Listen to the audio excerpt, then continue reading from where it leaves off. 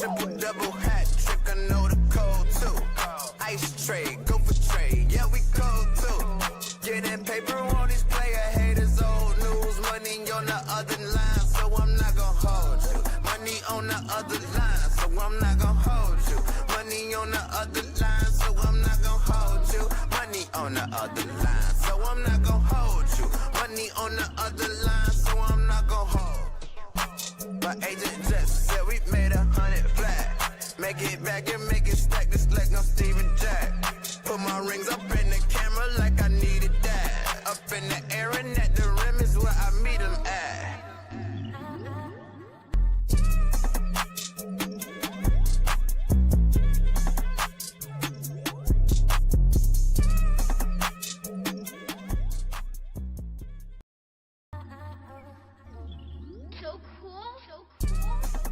Triple double hat trick, I know the code too. Ice trade, go for trade, yeah we cold too. Getting paper on these player haters, old news. Money on the other line, so I'm not gonna hold you. Money on the other line, so I'm not gonna hold you. Money on the other line, so I'm not gonna hold you. Money on the other line, so I'm not gonna.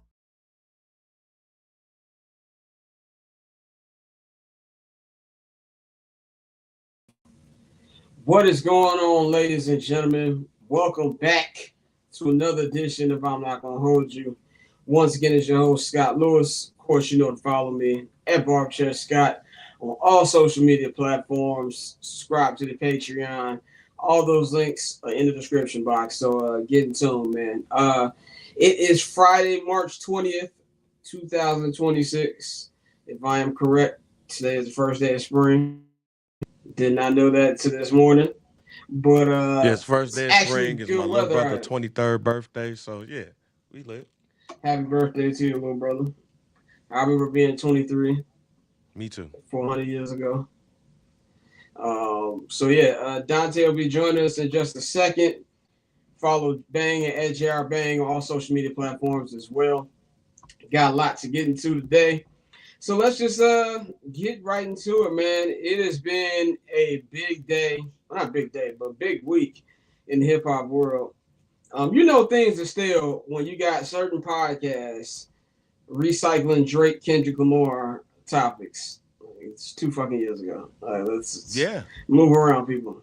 Like, I don't care about whatever subs they're sending at each other. Drake Iceman album, I don't care. The only Iceman I know is Caleb Williams. Okay, so I don't care. Let's just move this thing along. Is he gonna be able to trademark that? I mean, George Gervin, it's Iceman. Who? Caleb? Yeah, they said that he applied for the trademark, and I'm like, George Gervin? Well, you know, I don't know if old dudes know they get their trademarks. Oh, he might be old, but he got business people around. I don't know. Well, this ain't 1970. This ain't 1975. There's been a lot of people calling themselves Iceman, though. That's interesting. But yeah, the greatest rapper of all time, Mr. Sean Carter, is back outside. Now, I told Bane, which he corrected me on, that I thought this was just the anniversary concert at the Roots Picnic. Come to find out that is not the case. He will be doing 2 concerts back-to-back days. I think it's July 10th and July 11th. One album he's been performing is Reasonable Doubt. And the other is the album that changed my life, The Blueprint. The first rap album I ever owned was The Blueprint. So that'll be night 2 at Yankee Stadium. So I just saw Rock Nation said if you have a city card, you part of the pre-release. I'm be real. I'm probably not going to be at this concert as much as I want to be, because concert tickets, you better off selling drugs to try to afford some of these, and especially with all the different things you got to go through. You know, sign up for this, sign up for that, and you know what Jay-Z is not just going to be regular and just go to Ticketmaster, as we see here. If you're a city card member, you get first dibs on the tickets. Now, I've seen Jay, I want to say 5 times. I think I've seen him 5 times. I haven't missed a tour pre-BP3. So I think it's around 5 shows that I've been to. I love it every time. Obviously, I'm a card carrying Hove engine. So I'm very excited about this, even though I know I'm not going to be at those concerts unless one of my New York homies surprised me with a ticket last minute, which happened last time. So it could, but I'm not expecting to be there. I'm thinking about just going to New York that weekend and see if I can finesse something. Maybe a ticket lands in my lap. We'll see what happens. But, babe, what's your thoughts on Jay being out? So you think it's an album following this, or he just going to be doing I'll performances? just say that a lot of stuff that I've heard still points into the direction that we will get a project. And it also points into a project, it points into the direction that we will get a reasonable doubt blueprint style project. That's why when I saw the two concerts, I was like, oh, this makes sense to everything that I've been hearing. It is something that would mimic what we are used to. It's not gonna be none of this new shit. It's gonna be something.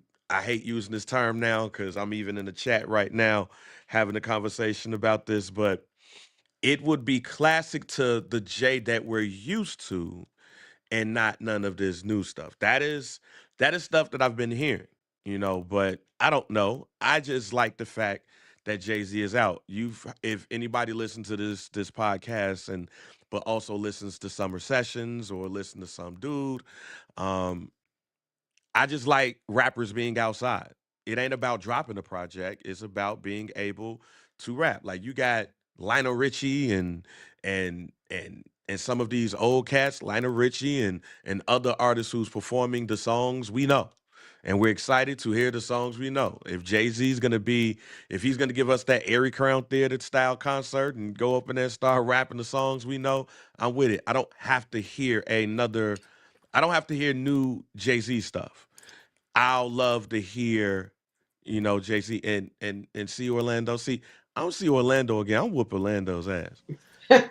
Six in 1988. You know what I'm saying? So you saw But nah, Eric B and Rakim. but nah, man. I rather Jay Z do his old stuff. I'd rather see what he's doing, and I think more rappers should do this, and that just lets you know how impactful that you are. And like, look at 50 Cent. He got the residency in Vegas. You got Jeezy is about to do a residency in Vegas.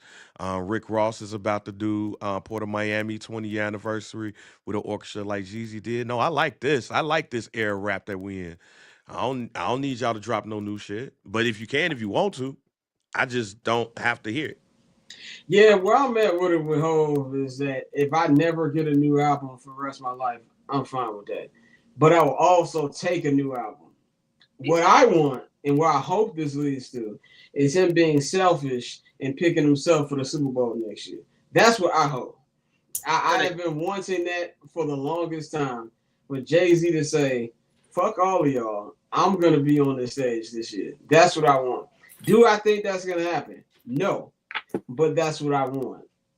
So I'm hoping this leads into that. We haven't had a Jay album. Damn, it's been almost 10 years. Yeah, 444, whenever that Yeah, came out. 444 was 2017. We ain't giving them. You don't think we get one? No, not at all. I'm with Bang. I think it's really one of those things where now we need to start letting our older artists, have these residencies, go on their victory laps, take these tours where they celebrate certain moments in the history of the culture as opposed to just trying to make some new shit.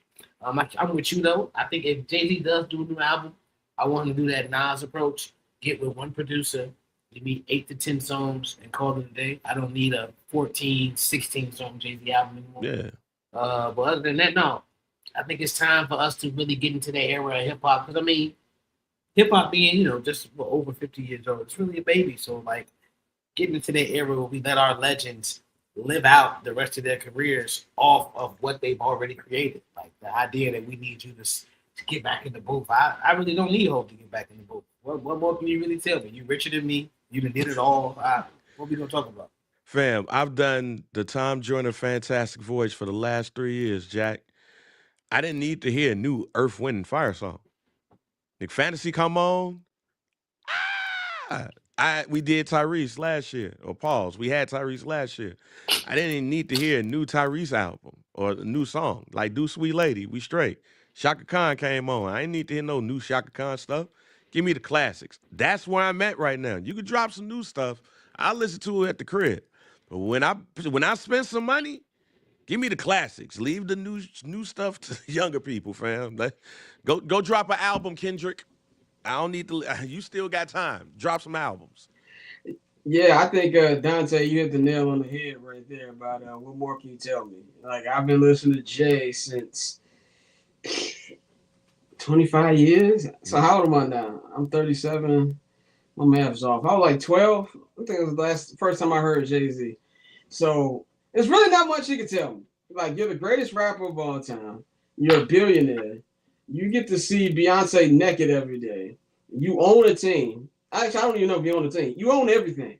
You are the godfather of this hip hop game. You are the Triple H. Nothing runs in this industry without you. What else do I need to know? Like about Jay-Z that I don't already know. So I'm with you, Dante. If it's just celebratory, legendary shows, I'm just gonna run through my catalog that is second to none. I'm fine with that as well. But if there's an album coming with this as well, I'm also fine with that. Even though there's nothing new that I feel like he can tell me or that I want to hear. Because even with 444, you cheated on the biggest pop star on the planet. I want to hear how you got your family back. There was something there to draw it. So, but I'm just excited to see what's going to happen, man. As I said, this is an 80s baby summer. For all y'all who weren't alive during that time, I don't care if you were 1 or 2 years old like I was. This is our summer. All right, so I'm here for the old head summer. All right, so we'll see where this happens. And I would love to be blessed with a ticket to one of those shows because I do not sell drugs, and I know I'm not going to be able to afford one of those concerts. So we'll see how that goes, man. But let's move on to the sports, which is what you guys watch this show for and to see us talk about. As you all know, I am not happy with the Chicago Bears. As I tweeted a couple days ago, and I said this in a group chat, I've given this team up to God. Whatever happens, happens. I don't have much to say about the draft. I don't have much to say even after the draft. I'm going to let all this play out. But let's be very clear about something. If and when I am right, and we're sitting here into October, early November, and this is not where you thought the team would be, you will hear from me. And I will go back to the 6-7 months prior where I voiced my concerns and people said I was panicking. I hope that day don't come. I would love for everybody who said I was a panicker to say, I told you so. Because as much as I love being right, I prefer for my football team to be good more than me being right. So that's what I'm at with. But I wanted to talk about this. This kind of happened like a week and a half ago, but we didn't do the show last week. Me and Bang did the Patreon show on Monday, so we didn't have time to add this to the rundown. But when Maxx Crosby hit the market again after the Ravens trade, and we're going to get to what he said about the Ravens in a minute. I think it was, I don't know if it was Greeny. Greeny said, I got a feeling that we're going to have to watch for the Bears in this. Are the Bears going to be able to get into this? And Adam Schefter straight up said, no, that's not going to happen. The Bears are broke, word for word. And then everybody started going into this. What does that mean? I'm going to tell you what that means. Does that mean they have no money? No. It's the NFL. You have salary cap, and you have to spend a certain amount of money. I think the saying they're broke goes in. They're not going to pitch extra, or the owners don't have any more money to put into the team because they're still figuring out this damn stadium situation. Okay? I don't want to hear that I'm broke shit when you have an opportunity to get one of these bigger fish. I don't want to hear that when you didn't renegotiate or restructure one contract. There's ways around it. And I don't want to call Adam Schefter, friend of the program, a Ryan Pohl's mouthpiece, even though he is on almost every episode of the all-season 1920 football drives. But I think this message was being sent out as a way to tell fans, I messed up with those signings I had last year with signing a Grady Jarrett and signing a Dio and all them signings we didn't like. And I have to be smarter with my money this year. And we're gonna have to build this from the ground up. That's what I think that means. And I also think why you see it's taking so long for the stadium to get done. Because they ain't got no money to get that stuff done either. Which is why we're gonna go to what we've always been saying. George McCaskey is very nice. I've met him multiple times. He's a great dude. He should sell the team. I have not gotten off that. Not because I think he's a bad owner or anything, because I really don't think he's a bad owner. But for the financial success of this team, so we ain't got to be hearing stuff like this from the NFL's number 1 or number 2 reporter, whatever way you have Adam Schefter ranked. That's what I think right here. This Bang, what is your opinion? Are the Bears broke boys? I think two things could be right at the same time. The Bears don't have the cap and the fiscal um they're not good in the fiscal area to make a decision like this. But I also believe that the Bears feel like they don't have to go out and get a Maxx Crosby. I think us as fans sit here and feel like we have to just go get something just because it's there. But you don't. And it is something like now I feel like it's something to believing that you can develop and still get what you need without going out and having to break the bank in order to get it. Because the team, we could go get Maxx Crosby today, and I wouldn't mind it. But even if we get him, we're still not a player away or no players like we don't get Maxx Crosby and now we feel like we have all the pieces and the tools that we need to win the title. Even in the Patreon, you said we still need to get better at defensive back. We got to replace people there. We need to get better at the linebacker position. We might not have all that there. We still need to get better at the wide receiver position because we need some improvements there. So we get Maxx Crosby. Ooh, we end up like the Packers.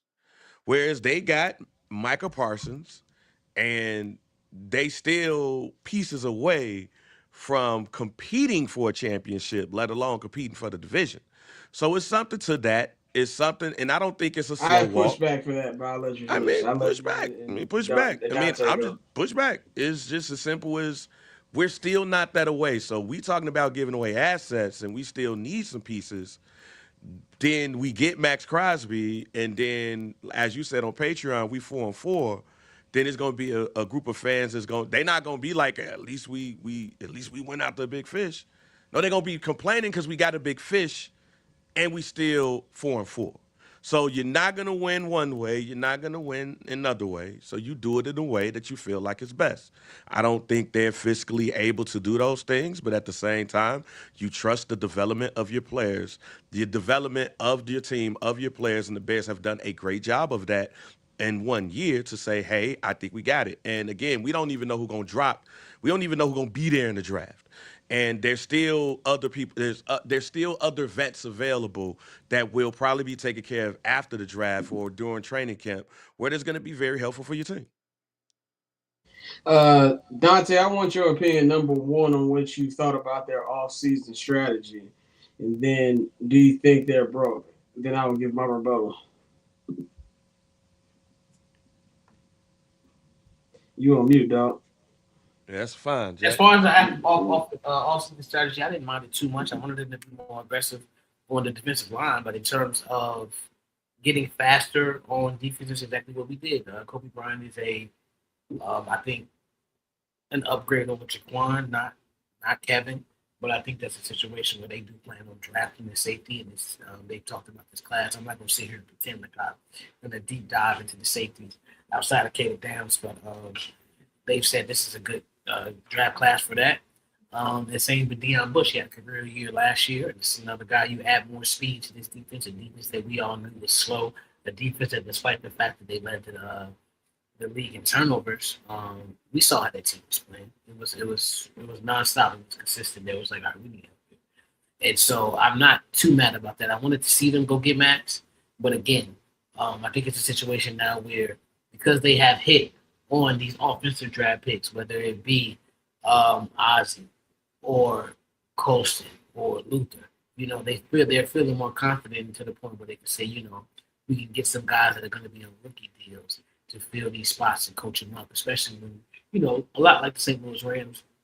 You have your coach, you have your quarterback, there's a lot more stability in the building. So, and to, in the exact opposite, I want them to be like the Rams in the sense where, okay, I have my coach, I have my quarterback, let's make some splashy moves in order to get the best talent in the building. I think as far as them being cash poor, we've known that for years. That's nothing. I think it's definitely a situation where, knowing that when you do have to extend Caleb, that money needs to be in escrow, and all of that guaranteed money needs to be there. So you're talking about north of $200 million you're going to have to pay him if he stays on the same path.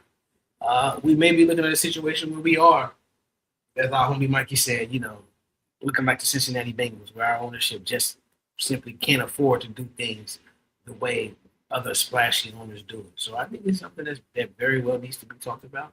But I also think it's a situation where they trust Poles, they trust Ben Johnson, and it's like, we could make the splashy move, but let's see what you can do with all of these assets. Because, we still, have a pretty good amount of draft picks and a little bit of flexibility. So it's still early, and I think they're just trusting that Ryan Poles is going to do what needs to be done. I have no problem with them trusting the guy who they hired. I don't have to trust them, and I don't. That's what I meant with. And I don't think it has to be an either or thing with the free agency or, if we get Maxx Crosby, we're not a player away. No, you're not a player away. But I think you're still in a better position with the Maxx Crosby, who isn't 35, by the way. I think a lot of people, not you, Bang, but like a lot of people acting like this dude is 35, 36 years old. Like, he can still play. And it don't even have to be a Maxx Crosby. It could have been a Trey Hendrickson. Shit, I'd have took Bradley Chubb. Just at least have a veteran defensive end or a defensive tackle on this defensive line, and then add that with the younger talent. The reason why I don't like the draft-only model is because you're expecting a lot from rookies. And every now and then you might have a rookie just comes in, gives you 10 sacks. But usually those are the top 10 pick type of rookies who usually do that type of stuff. You have pick number 25. Yes, this is a deep edge, D-tackle type of draft. But like I said again, you drafted pick 25. I think a good amount of them are going to be gone before you get to the Bears.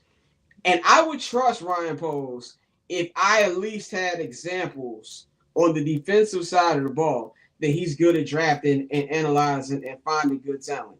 I don't believe he can. He's only found one, and that dude can't stay on the field. So that's what my concern is. I don't want to hear that I'm broke shit after an offseason like this, no matter if it's true or not, because I just think that's the wrong message to sell. And like I said, everybody can fan how they want to fan. Some people like, I'm just going to wait and see. That's fine. I'm not doing that because I said this like in December. I said, if you're going to do this, you need to take advantage of this window, and everybody should enjoy it because next year there's expectations. I don't want to hear we're still not really there yet. The window is just now opening. It's the NFL, bro. You can't count on windows just staying consistently open. As I've always said, I think not the Bengals, but the Bills and the Ravens windows are closed. They own new coaches now. That's a different era. We don't know how that's going to pan out. So I feel that there was a way that you could have got a veteran defensive lineman and then add on with the picks. That's the issue I got. You're expecting all these rookies to come in, make impacts. You're expecting the dudes who didn't really have a good year last year to bounce back this year. You're expecting the injuries we had last year to not be a factor this year. I've heard people say, oh, we've got Terrell Smith. When have you ever seen him past week 3? Oh, we got Zy Franklin. I've been covering this team for 5 seasons. I ain't never seen this man. He ain't even been at the actual facility. So how you gonna count on somebody we ain't seen? And I'm not sitting up here saying they should have kept Jaquan Brisker. I know a lot of idiots on the internet think I was mad about them letting Jaquan Brisker walk, which is not the case. I'm just saying, I think the smarter move would have been to take that little 1 year deal that he or Jonathan Owens were being offered from other teams and then add a rookie with that. Let him have a camp battle. I'm not saying give him a max contract. I don't care that you let Kevin Byard walk. Kobe Bryant is a way better upgrade up there. Now you're expecting Kyler Gordon to be healthy. You're expecting Jalen Johnson to be healthy. And that's why I go into my next point about regression candidates. I think the Bears are numero uno or number two. I think Jacksonville is going to regress, but they're numero uno right now in my head. And that's where I have the issue with we're not one player away. Yeah, but if you add free agency with the draft and now expecting the year 2 of Caleb in this system leap, that to me is the best plan of attack. And I just don't think that that's what's being done here. They were going to be a regression candidate with or without a big trade. That was going to happen regardless. So I ain't tripping on that. They are a regression candidate with or without Maxx Crosby, with or without Myles Garrett, with or without Bradley Chubb, with or without whoever.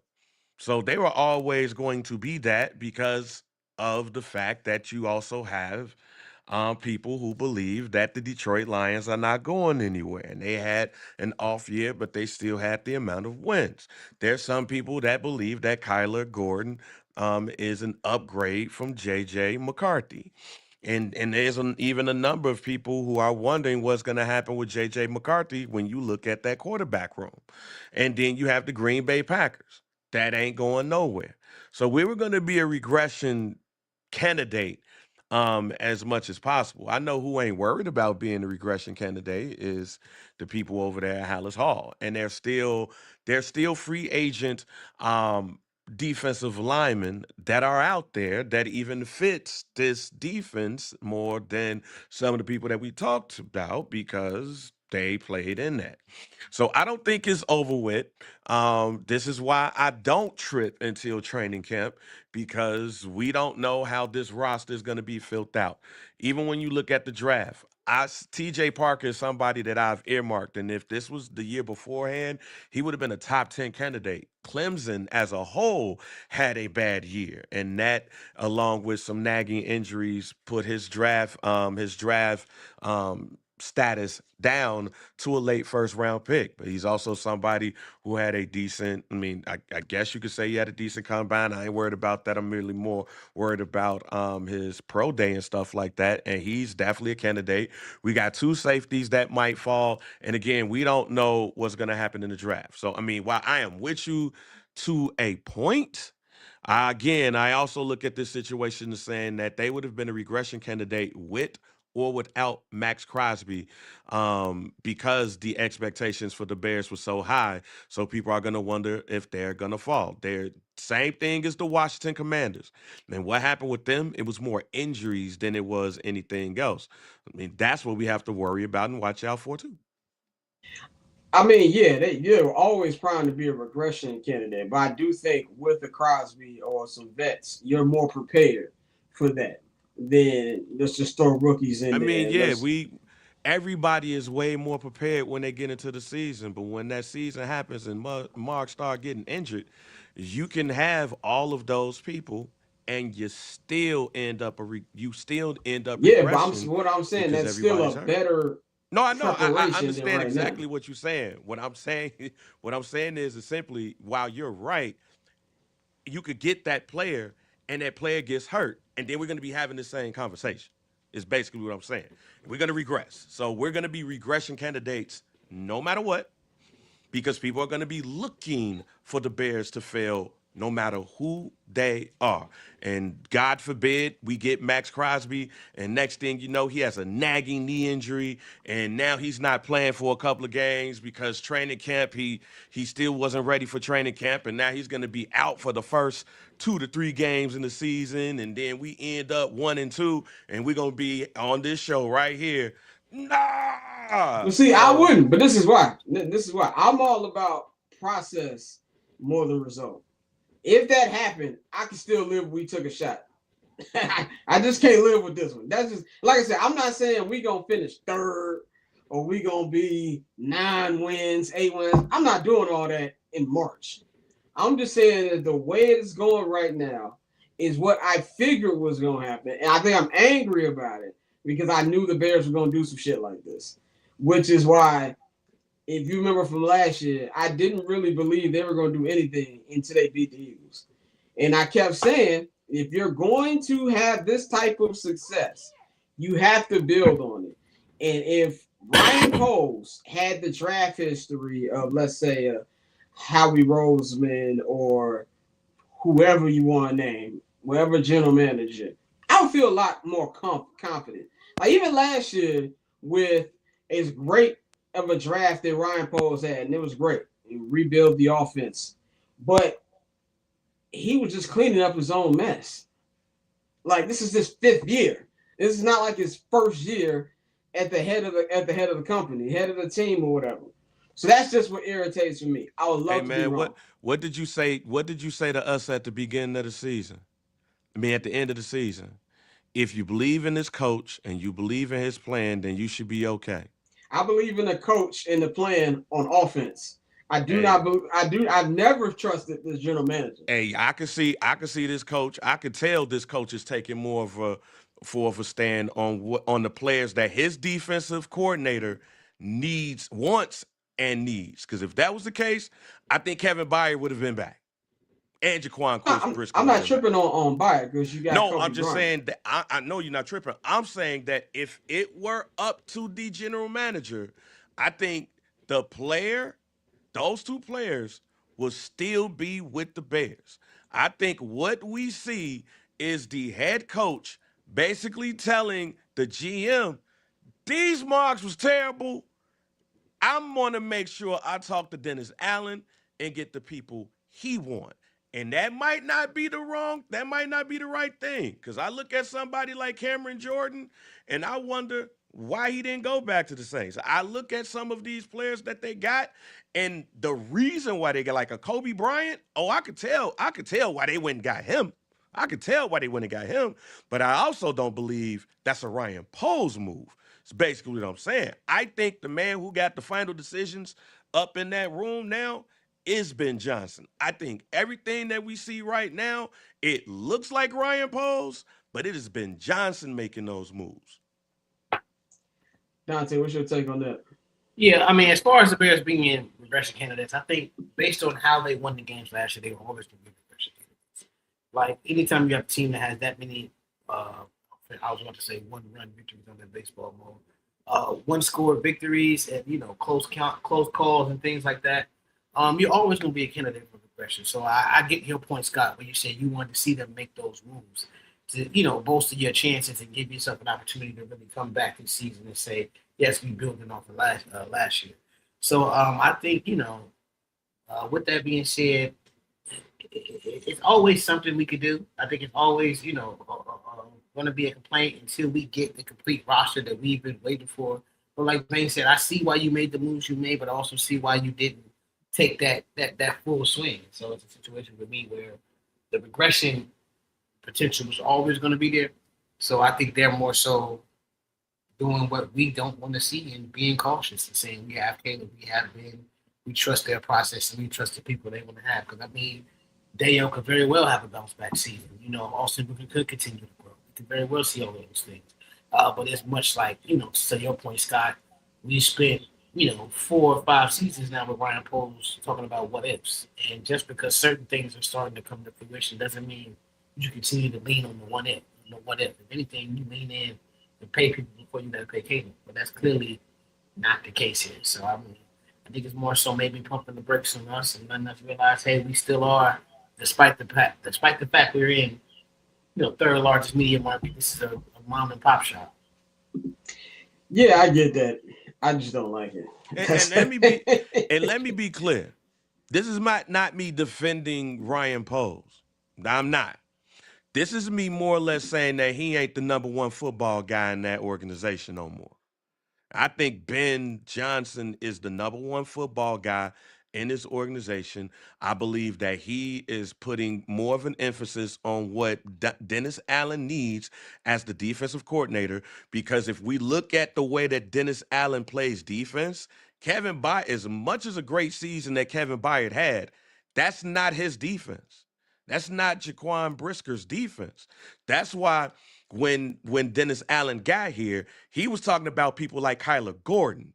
That's a player that he wants in his defense. I think we're going to start seeing people that Dennis Allen wants, and that's going to be through Ben Johnson, not through Ryan Poles. I think Ryan Poles is basically saying, "Here's what we got, and this is what we have to deal with." And Ben is saying, "Dennis wants this. Dennis wants this. Dennis wants this. We could go get this in the draft. There's going to be some capable safeties in the first 60 picks in this draft. There's going to be some capable defensive ends in this draft. There's going to be this, this, this. I can rock with this." I think that is more of what's going on rather than Ben saying, "All right, Ryan, go load me back up." Because I don't think that happened. I don't think that was happening during the draft. And I think we can count on some of those mistakes that was made last year as mistakes made by Ryan and Ben. Point. So we'll see how that. This won't be the first. It won't be the last time we'll talk about this. We'll definitely be talking about this when the draft rolls around. But I want to talk about Maxx Crosby. He has a podcast, obviously, like every athlete on planet Earth does right now, and he talked about in great detail what happened with the Ravens trade. So unless you've been living under a rock, Maxx Crosby got traded to the Raiders. Everything was good for a couple days, and then the Ravens, the night before the league year officially opened, decided, "Hey, we saw something we didn't like in those physicals, so we're not going to complete this trade." And then the very next morning, they completed the signing of Trey Hendrickson. I personally do not believe it was a medical issue. I personally believe they got cold feet and they didn't want to give up two first rounders when they can get a guy whose production is around the same in Trey Hendrickson for a lower price than what it would have cost to get Maxx. So Maxx said, "Now I don't have the full thing written down because I was watching it on his Instagram. So I'll just point out some key things." So when he was flying to Baltimore to take his physical, since there was no plane straight to Baltimore from Vegas or wherever he was coming from, he had to fly to DC and then drive 2 hours to Baltimore, which was mistake number one. He said that upset him, but he gets to the facility, he's meeting everybody, and he just felt like it was weird. Like the general manager wouldn't look him in the eye. They weren't really connecting, and even to speak to the general manager took him a while to be able to actually get in contact with him. And when he found out about the actual results, he was panicked because it's like, I done spoke to all these different doctors. I done this, that, and the third, and there hasn't been any problem. And now you're telling me there's this problem. So long story short, he was very upset about it. And to me, this doesn't reflect well on the Ravens at all. If it was a real medical scare, I get it. This just sounds like they got cold feet and it's real unprofessional how they went around the whole thing. Like, how do you have your superstar, edge talent that you traded for and you making him fly commercial, number one, and number two, take a fucking car ride from DC to Baltimore? That's ridiculous to me. And if I'm a free agent or somebody else who might be traded to Baltimore, I'm looking at that. Like, that's not how a top tier organization works. So, Ben, what's your thoughts on this? When I heard him say that he flew in to DC and drove to Baltimore, I was like, yeah, they ain't like you. They ain't like you at all, Jack. To have you fly commercial to Reagan, I think Reagan. He didn't say specifically which airport, so I'm just gonna say it's Reagan. Yeah, I'm gonna take a wild guess that it was Reagan. Yeah, Yeah. I'm taking a If wild they guess. if they sent them to Dulles, I would have turned around. I Oh, would have that's what I said, was about to go. "We're gonna go back Bruh, home." Say, if I'm gonna go. anybody's ever been to Dulles, one of the worst airports I've ever been to in my Boy, life. if they sent him to Reagan, they was bogus because he is a notable figure. As soon as he walk out, oh man, it's Maxx Crosby. But man, if they sent him to Dulles, they ain't want that trade to happen. They ain't want that trade to happen at all. The fact that there was no private jet, the fact that there was nobody to go pick him up, he had to drive down on his own. His wife was with him. She was wait. Look, I don't try to dump on no organizations. But thank you for the Baltimore Ravens for probably Steve Bisciotti having way more money than the McCaskies, but making us look like we not the cheap ones here. Cause that's one what they did. Two, Eric DaCosta getting on the press conference and talking about, oh man, I really wanted to try to have them both and all of that stuff. No, you didn't, Jack. You just trying to save face. This makes the Ravens organization look terrible, look bad. And if I am any player on there and I'm saying this is why we didn't get Maxx Crosby, even though we got Trey Hendrickson, this is why we didn't get Maxx Crosby. That's why I want to know, did Roquan Smith get this same treatment? Because he's the last trade, big trade, major trade that happened of an all-pro, pro bowler, top 2 or 3 in his position player that they got. I want to know what happened with Roquan Smith. That they sent him to Dullies, and then he was like, "Yo, I'll just go ahead and drive over there." He didn't talk to Eric DaCosta and nobody for a minute, and then they finally came down and was like, "Yo, what's good, homie? Like y'all straight? Y'all good? Purple and black, Raiders for life. Let me go call Ray Lewis." I want to know if that happened. If that happened, then that's pretty much what this team does. But if that is not, it just proves that they reneged on the trade. They're not used to doing this. They're not used to going hard as they normally do, and they got cold feet. It would be difficult to give up 2 first rounders and stuff when you have, as I said on the Patreon, you also have a number of holes on your defense. And also, this would have been the first time in franchise history that they given up 2 first rounders. So, this would piss me off about Dulles. This is when I did the Commander Bears Wait a minute, game. you I think it flew was into 3 years. Dallas? No. Let me tell you the story. Oh, So boy. I flew into Reagan because Pappy was doing the game with me because my brother couldn't come last minute. So I got to Reagan, and me and Pav just happened to be landing at the same time, which is very funny because we lived in the same city. But whatever. I don't know why we just ain't get on one flight, but whatever. So we both landed around the same time, and he had a rental car. But then, like, after the trip was over, I'm checking my flight information, and the shit says Dulles. So I text my brother. I was like, why you ain't just fly me out of Reagan? I'm like, Dulles is like in Virginia. He was like, ain't that like cross street? I'm like, not this. Bro, it took me 2 hours to get from D.C. Yes. to Dulles Airport. And then when I get there, once you get to departures or whatever, you got to take like an elevator just to get to the other side of the elevator where the actual airplanes are at. So yeah, if a player is getting picked up by a team from Dulles, they do not like you. So I really want to know what airport it was. But Dante, how bad does this make the Ravens look? Oh, it looks really bad. It looks hella unprofessional, especially, being anytime you have billion-dollar organizations that cheap up on stuff like this when it comes to free agents. It's like, nah, bro, what are you doing? Like, it's really that simple. So for them, and I think it's more so when you look at the people they lost in free agency, it's been alluded to already, they was like, nah, we getting greedy. Had they not lost, the tight end and whoever else they lost, the center, and I think they would have been more likely to say, all right, let's go for a big splash. Because, you got Lamar Jackson, and you already know what it is. It's time to win with him. So you want to give him as much help as you can. But I think this is one of those situations where after they made the deal, then the way the rest of the tea leaves fell, it was like, you know what? That's a little too much. Let's pull back. So it's a bad look, but I mean, if Lamar Jackson can win with them, then it don't matter. That's true. Let's move on to some NFC North news that we didn't get a chance to talk about.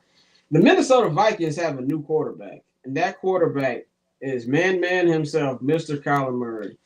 I laugh every time you call Buddy ass man, Jack. Hey, dude, when he run like a little badass kid named Man. That's how he run. But looks like the J.J. McCarthy experience is ending a lot quicker than people expected. Everybody except for Bang. Bang said this was going to end pretty quick. Nazareth. But didn't think they would be out of them this quick. Now, so far, the Vikings and a lot of Vikings reporters say it's going to be an open competition. Look, man, I got eyes, bro. He's not starting over Kyler Murray. And I'm not even that big of a Kyler Murray fan.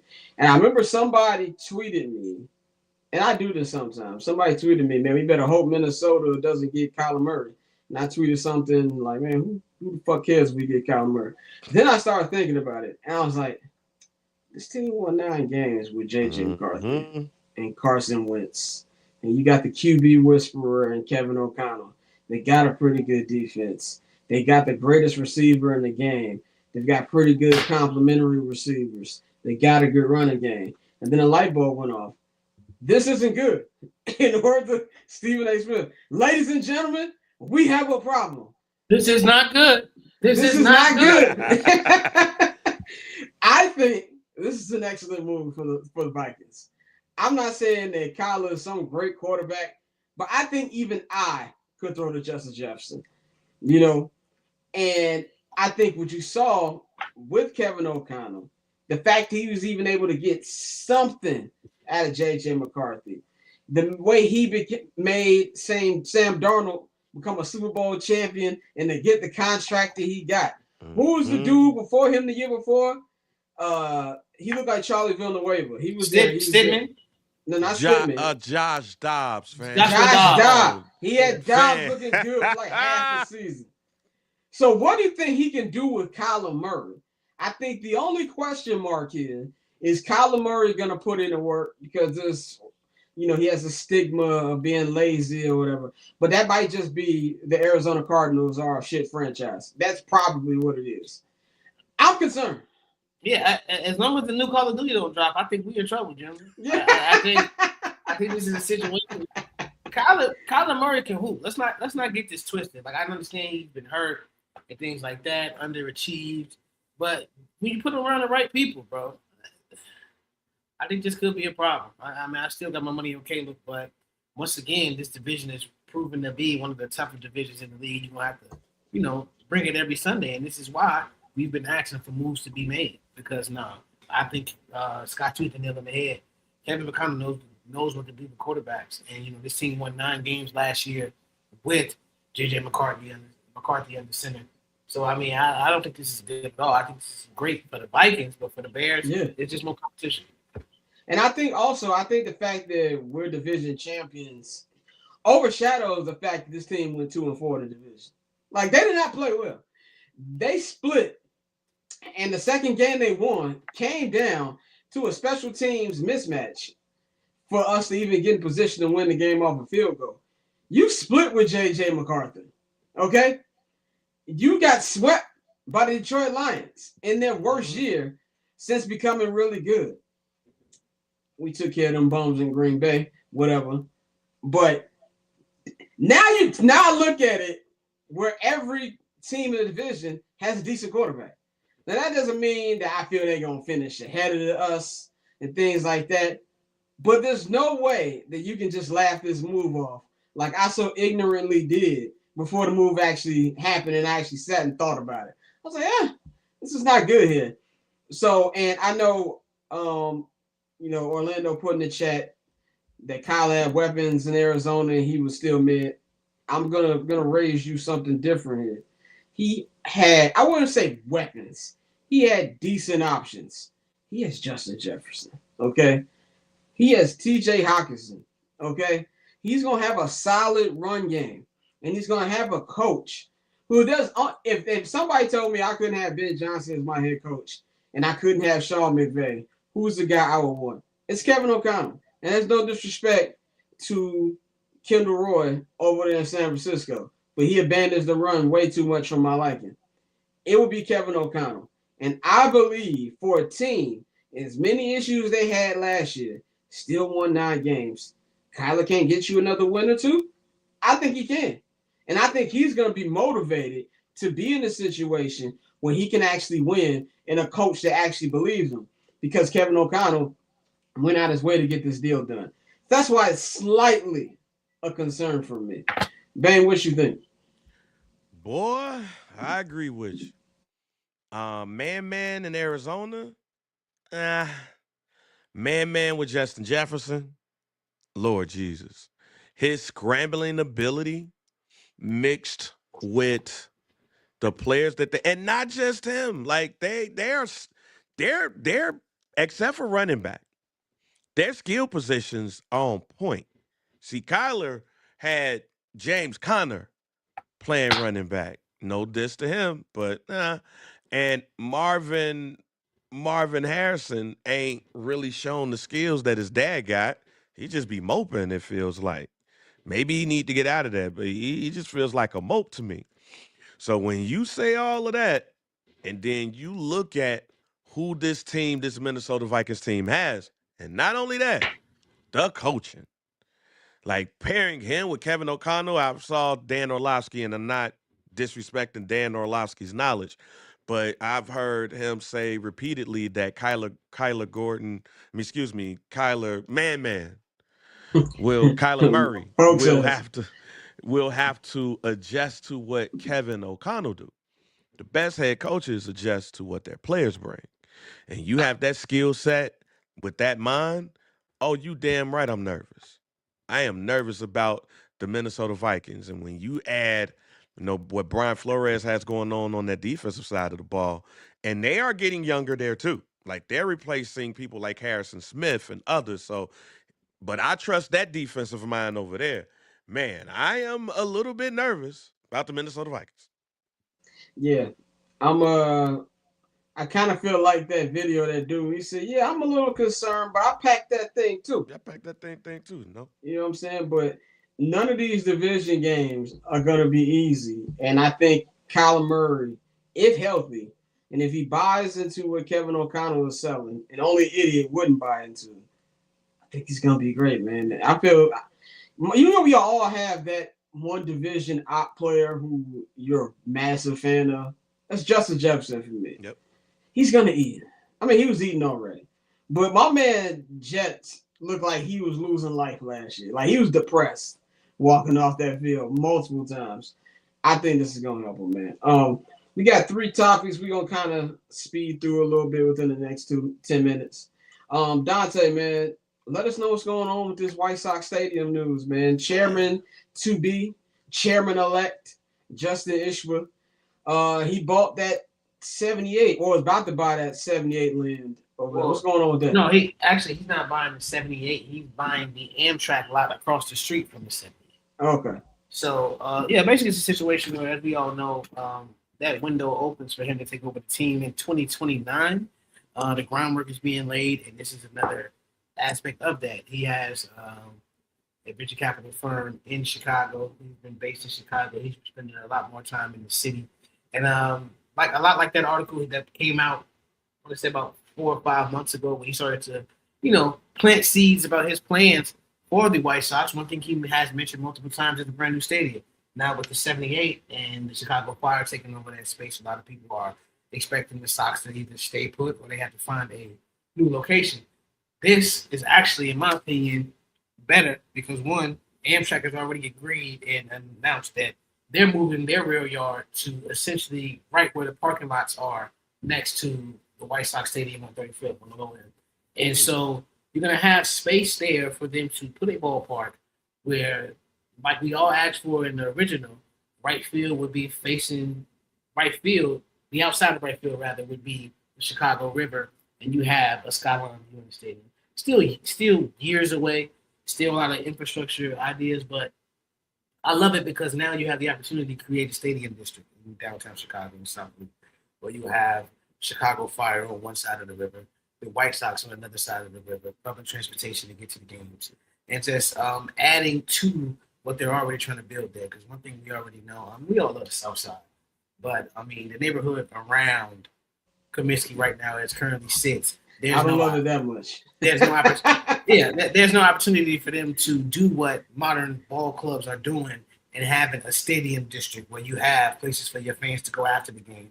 You have hotels for people who come into town for games, things like that. Just making it a full destination. And I think Ishbia, he sees the writing on the wall, and it'll be South Loop, so I guess they still South Side. But I mean, I wouldn't be shocked that when he gets full control of the team, you see them start putting shovels in the ground, because the lease at Comiskey is up in 2029. Did not know that. That's perfect timing. This is what I'll say about this. Me and Dante did a video probably like a month and a half ago. We were talking about which rebuild do you have more faith in. I'm changing my answer. I'm going to White Sox. Hey. I'm changing my answer. I at least think, now whether it works or not, remains to be seen. I'm still not that high on it working. I would believe the White Sox plan works when they actually spend money on a free agent and develop multiple prospects, because they didn't do that in the last rebuild. And then the dude whose job was to develop them, they decided to hire as general manager. But I will give them this. They have a plan.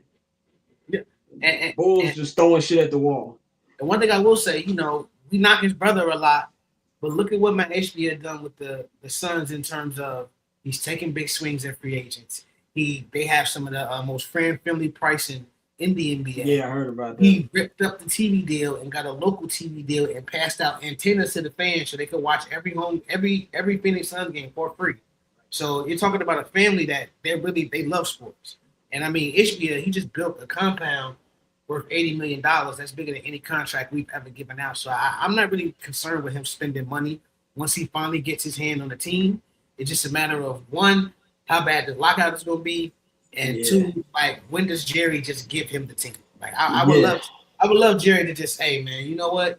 You got it, bro. Especially if we know Jerry Ryan's though. Yeah, you got to pride out of his gold. Yeah, but the city, hands. If they pass, he just started the construction over there on the west side.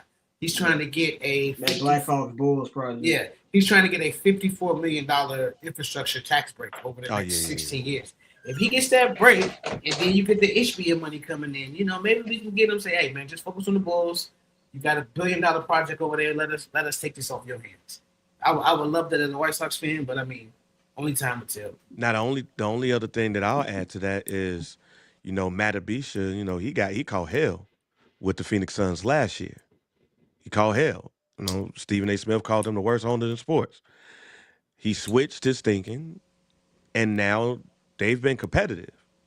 So it's like, hey, I like they thinking and everything.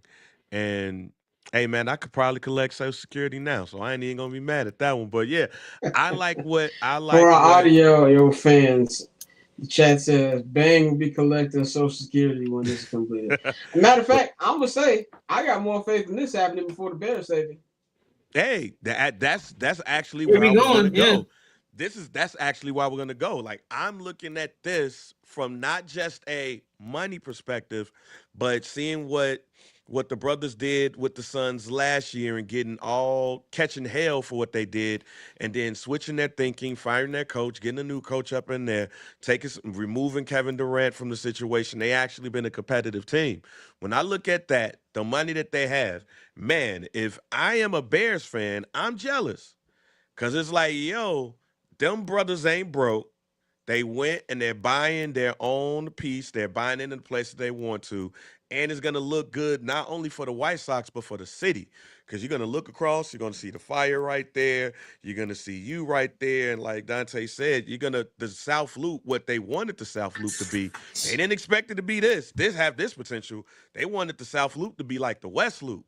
Well, it's going to be like the West Loop on steroids when you have the Fire and the White Sox there. And the Fire's already put shovels into the ground. Right. And the last thing that I will add to this, as a lifelong kind of lifelong White Sox fan since 92.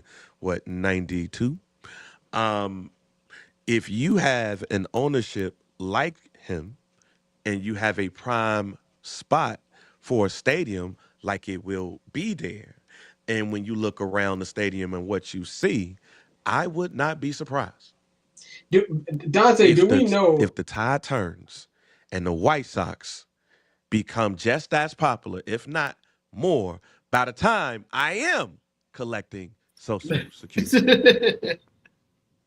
Look, man, the White Sox won the World Series on my 17th birthday. There will never be a point in life where they're more popular. I'm sorry. I just don't see it. It would take the act of God. It would take It us really would. It would take us getting a Shohei type of guy. And I will say, would. with Mooney coming in, like I said, because I've been down here in Atlanta when Shohei's come to town, the other Japanese players have come to town. Cubs fan can attest with Seiya and all of those Shada and all those guys. We're gonna get more fans this year. Like, you can bank on that. That's gonna happen. And putting the team downtown, where you're gonna have more tourists, you're gonna have more foot traffic. It's gonna have. I think they'll be sell more games, more legitimate fans. I can't see it.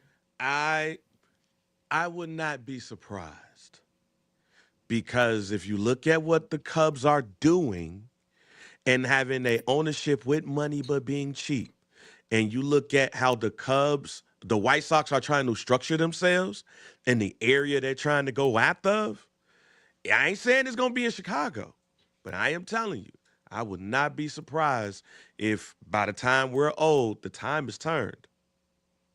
We'll see. Dante, quick. The 78 going to be rocking, bro. Man. And people don't know this.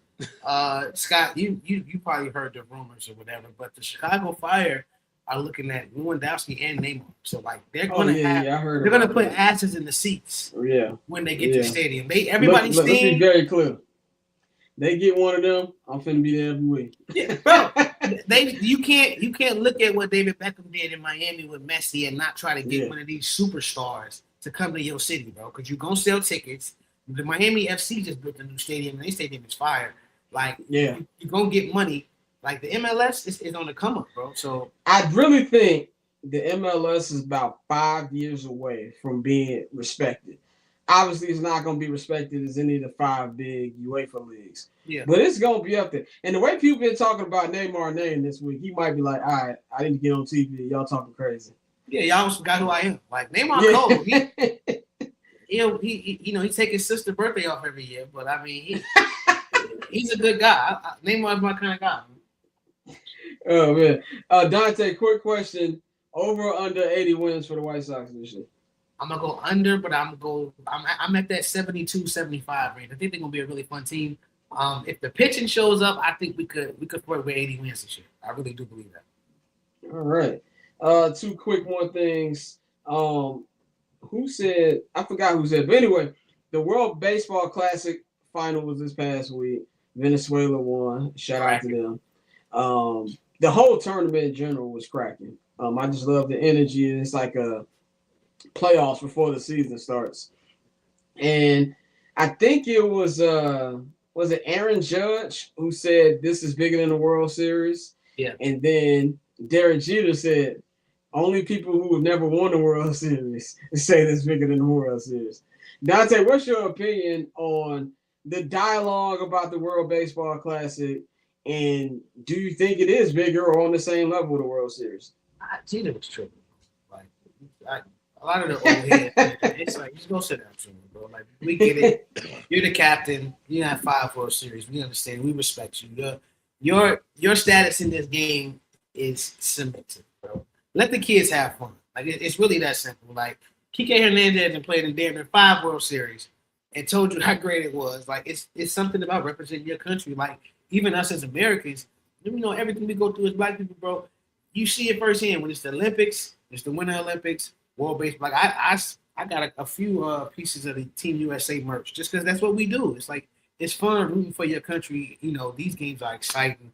A lot of the guys get to, play, relax a little bit. You saw Logan Webb. He said, we may handle business different, but the idea that we don't care is bullshit. And I respect that. Like, I was trying to find a USA World Cup kid. Exactly, bro. Like that's just what we do. Like those Stars and Stripes kids are crazy, by the way. But it's one of Y'all those better than me things. at this.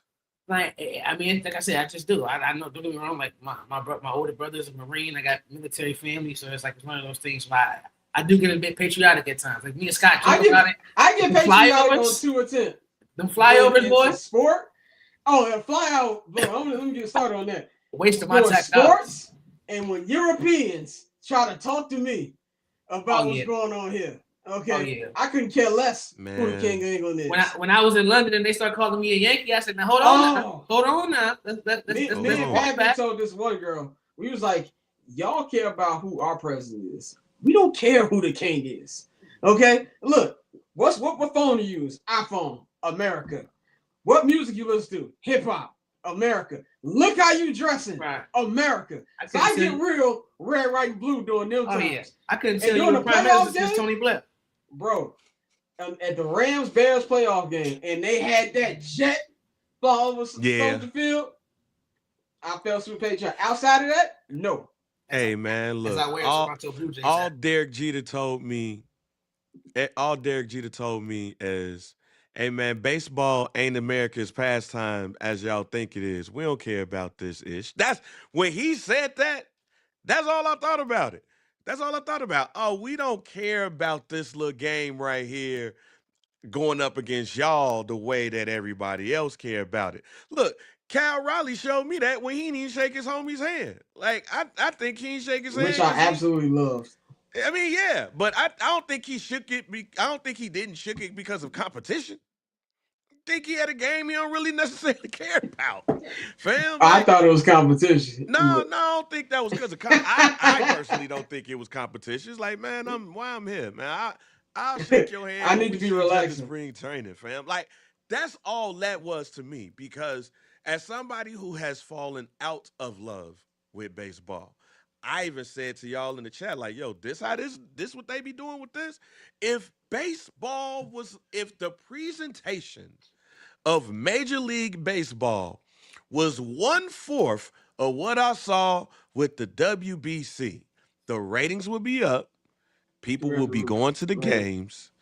And I know y'all say, like, the Padres be like that. If it was like that for every other joint, man, we wouldn't be having a conversation. Man, you would love a Padres game, bro. Yeah, I heard. Yeah, and I do you one better.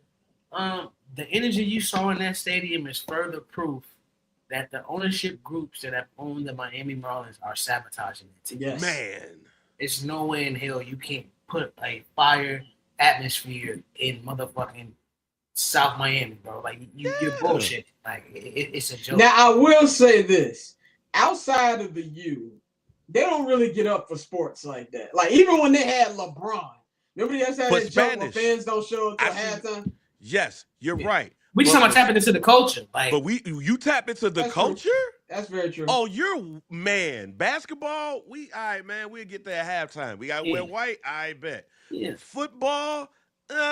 We wasn't doing that. Yeah, unless the football players doing cocaine, we don't really care. Like, we don't really care. But for baseball, in that atmosphere, that's like I said. If baseball was 1/4 of what I saw with the WBC, then baseball would be in a much better space.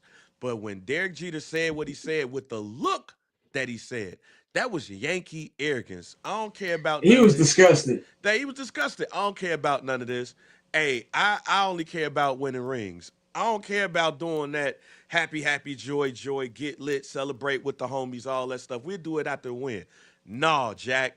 If you're trying to get fan support, if you're trying to bring people like me back, what the White Sox are doing with the 78 is attractive. Now, when they start playing, if I get up in there and it's just, welcome to whatever this name of this field is going to be, where the Chicago White Sox up against the Florida Marlins. Next up to bat, Ronald Acuña's little brother. And you just sitting there like, have good game atmosphere. Like, you need atmosphere. And to your point, Scott, earlier, what I said about the White Sox and the Cubs, That's why the Cubs are popular. Yeah. It ain't because of the team. It's No. because of the It's because of atmosphere. Wrigleyville. It's because of Wrigleyville. It's because of the Wrigley Field. It's because of the atmosphere. It's because when you go outside, it's lit. Yep. Win or Baseball. lose, there's 80 Win or bars lose. outside. Baseball, please take the playbook from the WBC and let your players be players. Because I also think that's another reason why them cats was excited. You mean I could flip a bat and I ain't got to worry about nobody trying to bean me? That's why Bryce Harper threw that, man, he know he can't do that when he get back to Philly. Because as soon as he do that against, the Toronto Blue Jays, there's a picture that's like, oh, this ain't the WBC. Now I gotta bean you. Like, nah, man, it's like letting loose. Yeah, I agree. And I think atmosphere is actually an underrated part of sports because that's what got me into soccer. You go to a random match or you watch a random match, bro, you'll think it's the playoffs or the World Cup. And the smaller the club, the bigger the atmosphere.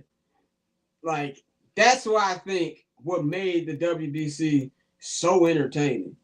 But Derek Jeter, he's on some old head stuff, but Jeter just never got excited by anything. Like, even when they won the World Series, did you really see Jeter getting that hype?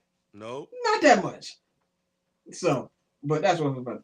Last thing, super quick. Cade Cunningham, collapsed lung. That sounds extremely painful. Says he will be out indefinitely. I'm no doctor. I just Googled recovery time. Could be wrong. It said 2 to 3 weeks. Now, the playoffs are about, in fact, this time in a month from now, we'll be on day 2 of the playoffs. First day of the playoffs is April 19th, 2026. Do y'all think he will be back? And is this a massive blow for the Pistons' chances this year? Yeah, that's terrible. He's the heart and soul. I hate to see that. I hope he's back, but I don't know, man. Collapse lung, you don't play around with it. Yeah, I'm with you. I think it's something that you can't rush, obviously. Collapse lung, that just sounds painful. So I do think it's going to be a while. So I think it's just unfortunate for the Pistons. And obviously it's not the same, but nothing's worse when the playoffs are coming up. Your team is having a real good season for the first time in a long time, and your star player gets hurt. Yeah, we all know how that feels as Bulls fans. It's sad they didn't go out and get like a second score or whatever to pair with Cade and Jalen Duran.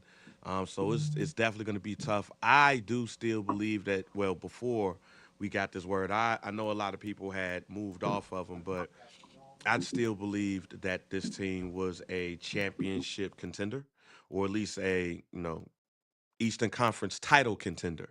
But not no more. Not no more, because even it's going to take some time for him to come back too. And when he comes back, if he comes back, when he comes back, it is going, it's going to be basically he got to gear up from going against whoever's going to go against. So it's rather unfortunate for a young star in the NBA to have to go through this at the worst possible time. But more worried about the health and safety of the player. So prayers up.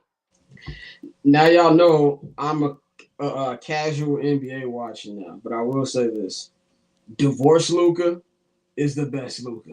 Oh yeah, he's been going crazy. See, this is why when you have marital issues, it should take you to another level, unlike Tim Anderson. And I'm going to close this podcast by saying that. That's all we got for y'all today. I will be back on Monday or Tuesday. Which day is Patreon pod drop? Tuesday. Me and the homie Big Waz, of course y'all know Waz, friend of the program. We did a pod that I recorded about a week and a half ago. We talked about the current state of the NBA, everything he's working on. So tune in for that. If you want to check that out, subscribe to the Patreon. Link is in the description box.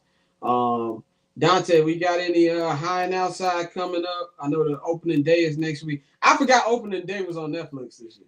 Yeah, it is opening day on Netflix. We're gonna have an episode next week. Getting everybody's schedule like we were saying. We'll definitely be recording at the beginning of the week. I know on Thursday I will be at Wrigley for the Cubs home opener. So if you see me inebriated, just come say hello. We're gonna be there enjoying the game.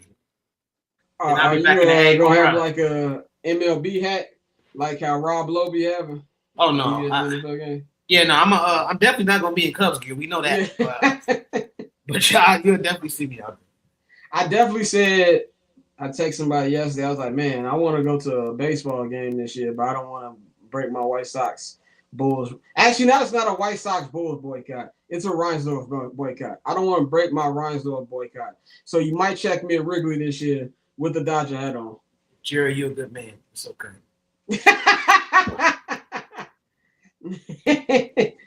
I'm gonna leave no comment on that. We're gonna end it on that.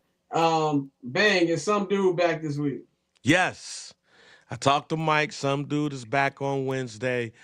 First Black Champ will be back. Got to make sure we're doing this tomorrow. But First Black Champ will be back tomorrow. Some dude will be back on Wednesday. So y'all make sure y'all come check us out. Check that out. See if we can do a Summer Sessions episode next week. You gotta see if Pav is in the country first. That's number one. Yeah. Never know where this dude is at. Might pop up and he in Milan or something like that. So I will find out where he's at, and we're gonna see if we can get y'all one next week. But me and my brother will be doing another episode, 79th and Hallis. We have not done one since the free agency period start. So you can hear me complain for another hour on that. So check that out. Anyway, at Barberchair Scott, at JR Bang, at October Zonte. All three of those handles are in the description box. Please follow us. Subscribe to my YouTube channel. Starting on Monday, I will be dropping videos on Mondays, Wednesdays, and Fridays. And I will be dropping a short reel / Instagram, whatever you want to call it, every day. So it'll be a lot of content for your boy. So check all that out. Y'all enjoy y'all weekend. And I'm going to holler at y'all next week. We out of here.